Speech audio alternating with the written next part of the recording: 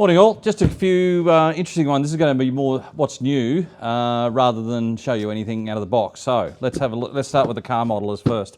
This one is this one was released in 1990 from Tamiya, but this is its latest reiterations. Apparently got new parts and new decals.